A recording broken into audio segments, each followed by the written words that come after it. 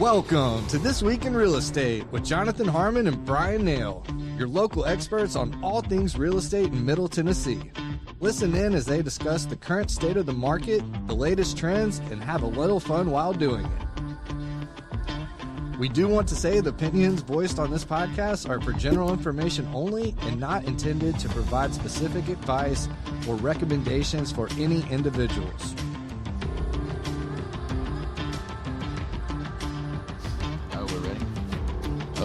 Well, hello there. Welcome to This Week in Real Estate featuring just Jonathan Harmon today because the part of Bryan is going to be played by... Oh, hold on a second. Let's do this. Oh, no. Oh, no, I don't have a camera over there. Oh, man. Sorry, man. He doesn't have a camera over there. But anyway, the part of Bryan is going to be played by this little smiley face sign with stars in his eyes. So, Bryan, if you're watching, I can look at you. No, anyway. Okay, that was dumb. Sorry, Trent. Right. This is why we like live, because you just never know what's going to happen. It's real. This is real, which we're going to do that here in just a minute. That too. But anyway, so Trent's my co-host today. He's back there behind all the buttons, and he's illuminated very beautifully. He, as you guys may or may not know, Trent does wear spectacles, and right now all the lights and stuff on his panel are reflecting. And it does look like the stars that are in the eyes of this smiley face that you guys can't see. So anyway, it's quite lovely. You're looking beautiful, Trent. Thank you, man. Back at you. Yeah. So I had a birthday on Tuesday. I know. Happy birthday. Yeah. Happy belated. How was it? It was super boring. Right. My wife was in Atlanta doing a work trip that somehow managed to get scheduled. She goes to Atlanta like 3 times a year, and just so happens to be on my birthday, which I'm going to give her crap about that.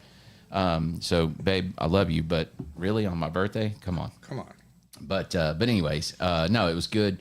I didn't really do a whole lot as far as birthday stuff goes, but had a lot of other stuff going on. Showed an incredibly cool house out in Wilson County, over 7,000 square feet, and it has like 3 different...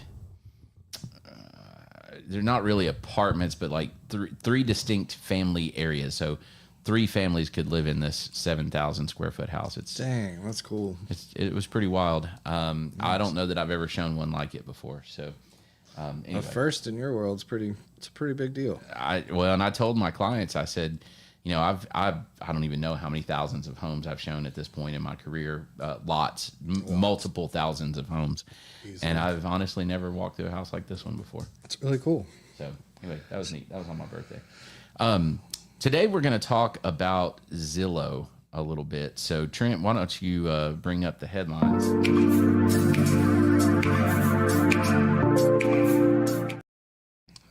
Headlines. Zillow. Realtracs. Zillow versus Realtracs. You remember the MTV used to do Celebrity Deathmatch? Yes. This is the Celebrity Deathmatch featuring our local MLS called Realtracs, and then the big giant international world giant of Zillow that's out there. And are you technically Mills Lane right now? I think so. Let's get on. That's funny. So there's been beef between MLSs and Zillow basically for as long as Zillow has existed. And, the original beef was a philosophical question, okay? You have Zillow, and Zillow, if you've never been on Zillow, and even if you have, you might not understand what it really is. All the real estate MLS, multiple listing services out there, the listings end up on Zillow. So it aggregates all of these MLSs. So you can look at homes that are for sale in whatever, California or Dubai or whatever. And all these multiple listing services pull or push rather, and Zillow pulls them into one place. And consumers like that because it is truly just one place that you can go and look up stuff. Rentals, homes for sale, commercial property for sale, land for sale, whatever. If it is real estate related, you can typically find it on Zillow. Well, the challenge here is that my job is that I broker information. And so when you sign up with me as a client, you give me permission, exclusive permission, by the way, to market your home for sale and put it on the MLS. One of the reasons that I put it on the MLS, obviously, is to sell the house. But a very positive side effect for growing a career is that listing also gets me recognized, right? And so another future seller might hire me because I did a great job on previous. I built a portfolio, right? A portfolio of work. Okay, it's no different than any other type of marketing position. The difference is this.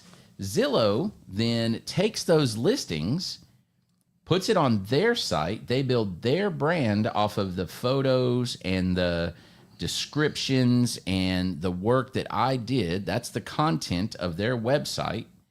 And then they turn around, and here's the real butt kicker, okay? They get my information that I've provided, put it on a site, gather people that are interested in that home, and then turn around and sell those leads back to other real estate agents. So I go and generate a listing, pay Sam, my photographer, to take pictures, put my effort into marketing that home. Zillow places it on their website, and then they sell any leads that they get to other real estate agents that didn't earn the listing, and all they're doing is they're paying it. So fundamentally, as a listing agent, it feels wrong. It feels like they're stealing something from me and then turning around and selling it to some of my cohorts. And so that's always been, kind of a bad taste in some folks' mouth, right? Well, now it gets better, okay? So Realtracs recently, let's say over the last 2 years, rolled out an option within their listing platform where a seller can opt out of public marketing. Okay. So what that looks like is, let's say that I get Taylor Swift's listing. Okay. And Taylor doesn't want her house marketed to the general public. Okay. I can still put it on the MLS, and other agents may have access to it, but they do not have permission to share it. They do not have permission to actively market that, separately. They just have access to know that the listing exists. And also, any of these sites, whether it's Zillow, Redfin, Realtor.com, there's gazillions of them, different ones, cannot share that listing. Realtracs keeps it in-house. It's a Realtracs exclusive, and only Realtracs members have access to it, just to simply know that the listing exists. Are you tracking with me on this? Yep. Okay. Well, Zillow doesn't like that. They say anything that you have, Realtracs, we should have access to. And there's contracts involved in this. That contract came up for renewal, and Realtracs said, no, we're not doing that. We're not going to allow you to do that. And then Zillow said, fine. Because sometimes a seller may not want it marketed publicly, right? Like take the Taylor Swift example. And then they don't get the traction or the traffic that they want. And they say, okay, we changed our mind. Let's make it available to the public now, right? And so I literally can go into that listing and check a box, and it changes the access to it, right? And now it's publicly available on Realtracs.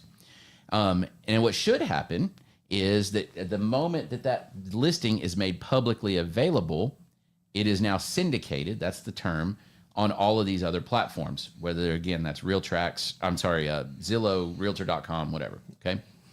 Well, every other website out there that aggregates these listings said, yeah, no problem, sure. That sounds great. Zillow said, no. If you made it an exclusive listing first, and then you make it a publicly available listing, then we're not going to show it. Petulant child, right? Yes. So basically, we're going to punish you for having exclusive listings, all right? And Realtracs said, fine, we'll stop sending you listings altogether. We'll cut it off. Ooh. So this came to a head last month in June. It has kind of moved down the line a little bit, and they've kicked the can. I don't think that it's still fully settled, but Realtracs did not cut off the feed. And if you think about it, Realtracs looks at this and says, okay, what's best for the consumer ultimately is for as much exposure as possible for that listing to happen. And that was Zillow's thing, right? They've built this monstrosity, and Zillow has now said you're hurting your own clients if you cut it off. Realtracs is saying, yeah, but you're eliminating choice, and then you're turning around and not allowing this. So you, Zillow, are cutting off the ability for a consumer or for a seller to control their own listing, and then you're punishing them, and not allowing that if they do choose to control their own listing. You see the fight here? Yeah. It's pretty wild. And Realtracs is not the first MLS to have this fight. There's another one, MRED, M-R-E-D, out in the Midwest. They did the same thing. It's ongoing. And get this, Compass Real Estate also has this fight because Compass has its own internal MLS, essentially, that's nationwide across all Compass offices. And they said, well, if it's a Compass exclusive, then Zillow won't ever carry it, even if they move it out of Compass exclusive to a regular. And here's, so the obvious first question is, well, why would you want it exclusive, right? We already said one, if there's a privacy concern, that's one issue, right? The second thing is this, Compass, in part of its business model, you can agree or disagree with this, right? But they should be allowed to do it. Part of their business model is that they'll take a coming soon. They won't put it on Realtracs. They'll put it as a Compass exclusive coming soon, and only Compass agents have access to that coming soon. It's kind of smart. I mean, there's benefits and there's drawbacks, sure. Right? You limit the exposure, but at the same time, maybe you keep it in-house. I mean, we can argue whether or not it's a good or a bad decision to do that. Bottom line is, it's their decision to do that. And more importantly, it's the seller's decision whether or not they allow Compass to do that. It's not automatic. Compass doesn't automatically do that. The seller still has to opt into that. Got you. That, that model, if you will. But why would you take away the choice to do that? Why would Zillow punish that? Because they're pissed, they're mad that from the very beginning they don't have access to that data. You've cut it off. And so that hurts their credibility because now not all listings are on Zillow. Wild, right? Yeah, it's crazy. It's like just a circle of dumb. Yeah, well, I'm fully on Realtracs side. I don't necessarily think that it's smart to have something exclusive like that. Right. And maybe there's certain circumstances where it makes sense. But guess what? It's not for me to decide if that's smart for you or not. It's your house. If that's what you want to do, you should be allowed to do it. Yeah. Right? 100%. That's the American way. Right? And Zillow definitely shouldn't be the one to say, well, if you do that, then I'm just not going to do this. Now, you can make the argument that Zillow has the right to do that as well. But if Zillow's goal is to have every listing, if they want to be the place to go look at houses, then taking their toys and going home because somebody didn't do exactly the way they wanted to, especially when they're making money off of my work without compensating me for it. Yeah. I don't know, man. I think Zillow's in the wrong here. Yeah. So they typically are, aren't they? Well, is that a lot of their facts and figures are wrong on their estimates and stuff like that, for sure. So anyway, it's very interesting. It's going to be interesting. This fight will not end. I'm just telling you. There may be a truce at the moment, but it is certainly not a peace accord. Right. I mean, there will be a fight forever with somebody that takes somebody else's data and then resells it, which is essentially what Zillow does. Right? Sure. So it's going to be interesting to see how this continues to evolve. One thing that is just so you know, Realtracs is also considered one of, if not the most innovative MLSs in the country. It's not the largest. There are some that are bigger, some New York ones, and some of the the very large cities. But Realtracs keeps growing, and they're growing in several different ways at the same time.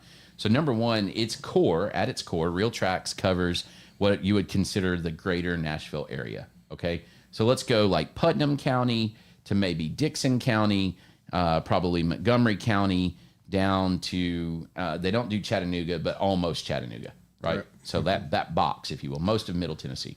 Okay, But through what they call the Southeast MLS Alliance, it has opened up to over 1.9 million listings, 100,000 agents, over 2,000 brokerages in the greater southeast area of the U.S. Wow. And so these are alliances between a couple of different MLSs that represent those areas. It's pretty fascinating.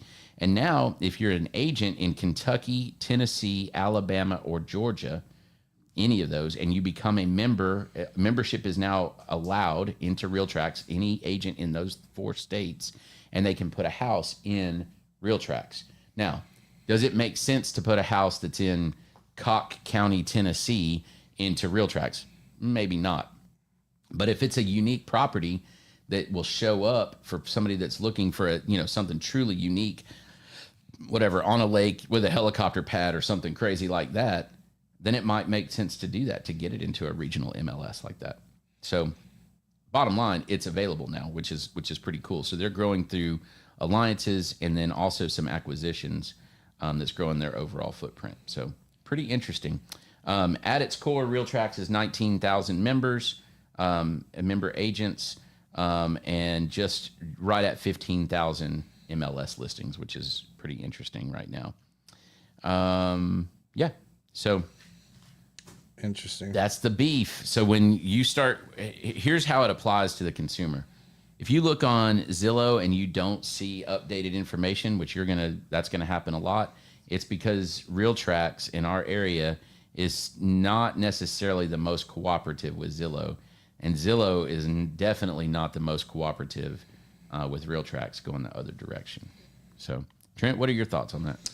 Yeah, I mean, I always kind of lean on your opinion because you know what you're talking about. But yeah, that's wild. I've never been a huge fan of Zillow. They've kind of always rubbed me the wrong way, even with my brief experience with them, and the just how inaccurate a lot of the data has always been an issue for me. Let's approach it from a different angle, Trent, because ultimately what this comes down to is data integrity. Right. And it comes down to who owns the data. That's really what it's about. Zillow controls the majority of the data, but Realtracs and its users, it's member owned. Realtracs and its users generate the data that Zillow controls. So you generate data. This is what you do. You generate content and data. Yep. So what if there was a scenario where there was some kind of national platform for podcasting, and they went in and they were able to take all of this data, all of these different podcasts, and just put it all into one spot, and now everybody equated this platform, Podcast USA, whatever, as that's where you go for podcasts. Right. That would really mess things up. and then they turned around and they sold access to that podcast to end users. Yes. What if that happened with your data? That'd be pretty frustrating. Pretty wild, isn't it? Yeah. I mean, they have a lot of those things, just as far as different platforms you can access podcasts, obviously, and all the analytics websites and all that. But the creators control what platforms they're on, basically, right? Right. So, like, if you don't want this podcast to go on Amazon Podcasting, it doesn't have to go on there. Correct. Yeah. And I guess like a lot of it would be the analytics, right? For Zillow and Realtracs, it's more the results and the analytics. Yeah. And so interestingly on Realtracs now, when I pull up like how many unique visitors and how many unique views, how many eyeballs have been on it, almost every listing, more eyeballs have hit that through Zillow. Right. Than Realtracs. Now, So that is the give and take, I guess. It is. I would say that the views on Realtracs are higher quality views. For sure. But I don't have any kind of data to back that up. Sure. That is my assumption. Right. That's tricky. It's really weird. Yeah, it's not going to go away. You're right. No, this battle will only get uglier, I think. We'll see. Yeah, it's quite interesting for sure. What else is going on locally? Well, the main media in our area has started to publish news stories that house prices are falling. And this is always an interesting time. We saw this in 2009.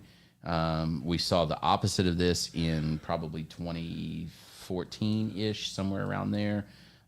We saw some of this happen in 2019, 2020, when the big news stories, when the big news outlets start saying that prices are moving either direction, up or down, then typically it kind of becomes a self-fulfilling prophecy, right? Like they have the ability to create the narrative, the panic, the reaction, if you will. And so if they're reporting that house prices are falling, if that's happening, if they're saying that, then what we will see is a compounding effect on house prices falling. Now, am I saying that we're in a bubble? No, not at all. Right? Am I saying that they're going to take a nosedive? Absolutely not. Right? What I am saying is that we will start to see some things slip off, and the longer that interest rates stay flat or go up, right? If the longer that they stay higher, I think the longer we see that downward trend. And right now we're talking about a downward trend of, on a roller coaster, it would be a non-issue. You know what I mean? Like it's a little movement. But it is a measurable movement. So, Sure. We definitely have to watch that. So what does this mean again for that end consumer? Right now, at this exact moment, if you bought a house prior to 2020, you may have lost a little bit of what you would perceive as value. But remember that those gains that you made from 2019 through 2023, they were paper gains. You know what I'm saying? Mm-hmm. It is not necessarily money that you ever realized because you never sold the house. Right. Okay, so you've lost some of that, perhaps, not a lot, maybe a little, but you're still going to make substantial money over what you paid for that house in 2019.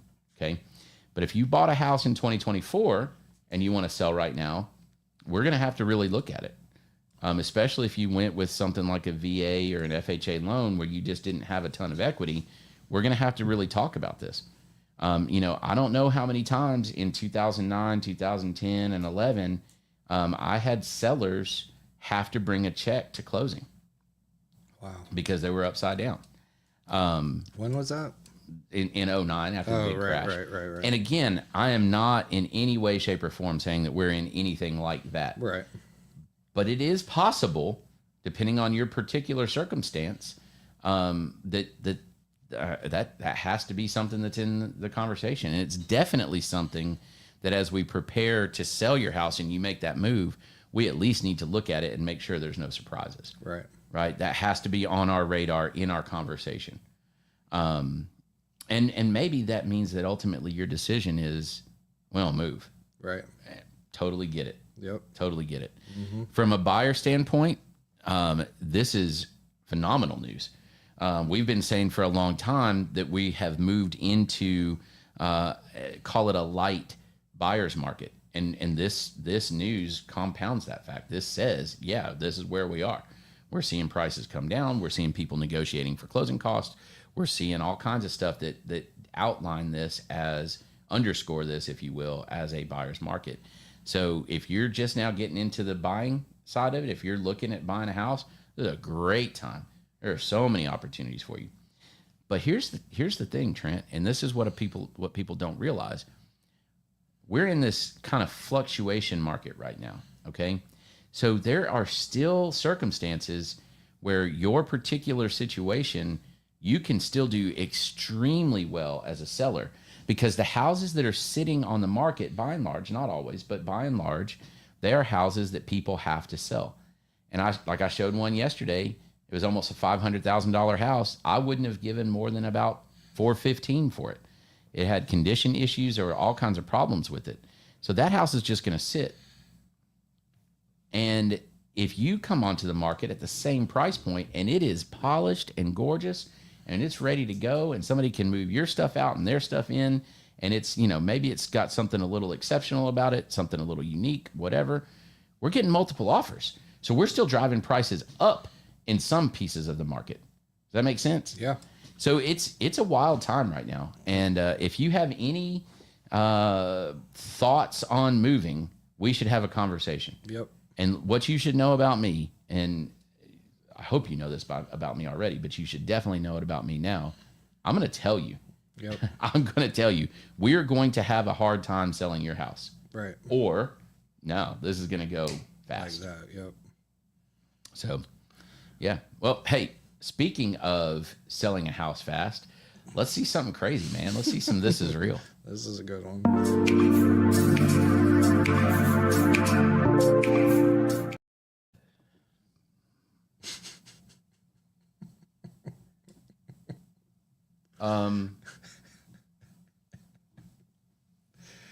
It's a floating couch. Is it virtually staged and they just did a bad job? I think. Are they on cables? Is this a wizard's house? Oh man, actually, it might just be an optical.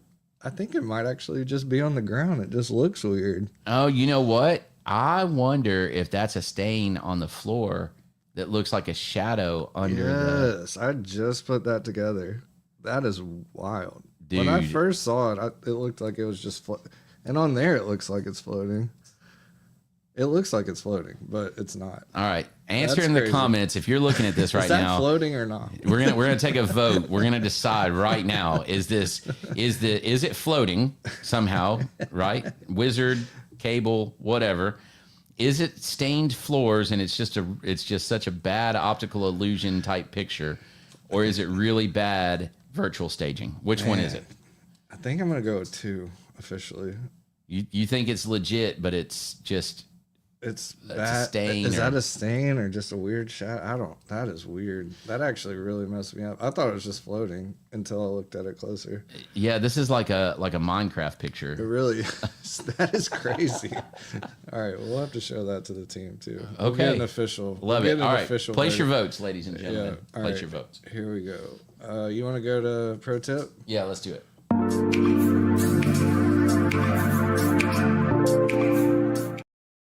All right. All right. Pro tip goes right along with what we were just talking about. And it is real simple. Yep. Don't be scared. Oh, okay. Okay. Just don't be scared. Right. The number one hindrance to cashing in on chaos driven benefits, if you will, right? Chaos always breeds opportunities, but the number one hindrance to that is fear. So don't be scared. There are opportunities out there. There are things that you can do. There are ways that you can make money.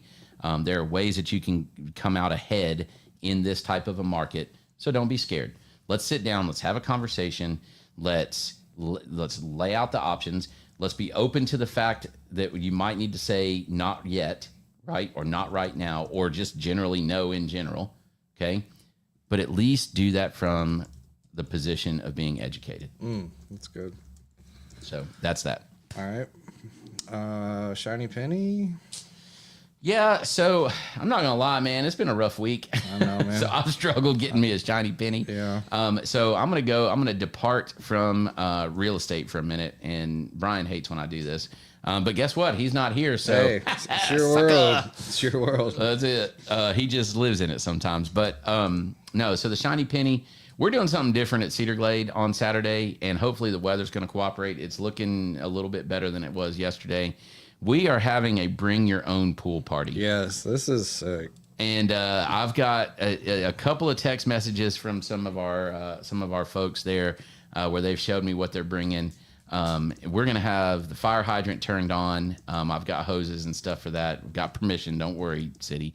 And we're fill up pools in the parking lot. It's going to be awesome. We've got music from a band called Whiskey Hollow. They're fantastic.